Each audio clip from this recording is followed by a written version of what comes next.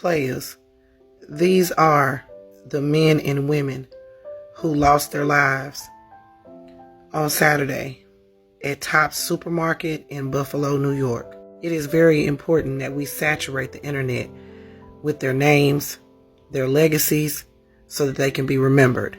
This is Aaron Salter. He was 55 years old and he was a retired Buffalo police officer. He had been working at Tops as a security guard for several years. He lost his life trying to save himself and others. This is 86-year-old Ruth Whitfield. She was her husband's primary caregiver. She stopped at Tops after visiting him in the nursing home. This is 72-year-old Katherine Massey, also known as Kat. She was a civil rights activist that wrote a letter to lawmakers urging them to pass stricter gun laws. She was a powerful voice that was a champion for her community. This is 77-year-old Pearl Young. She was a 72-year-old substitute teacher that ran a food pantry for years. And I know the food was good, baby, because she comes from the South, Sweet Home, Alabama. God rest her sweet soul. This is 32-year-old Roberta Durie. She was from Syracuse, New York, but she moved to Buffalo to help her brother, who had just had a bone marrow transplant. She stopped at Tops Market that day to get some things to prepare for dinner. The bar where she worked issued a statement saying she was a bright light and she will be missed.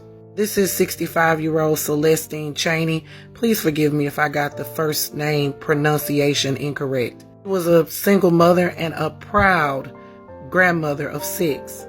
She went to Tops that morning to get strawberries for a strawberry shortcake. In the store, she got separated from her sister. Her sister survived. She just celebrated her 65th birthday on May 9th, and she was also a cancer survivor. Rest her soul. This is 68-year-old Deacon Hayden Patterson. He ran the neighborhood cab service, but he charged less than what a cab would charge. He was devoted to church and serving the Lord.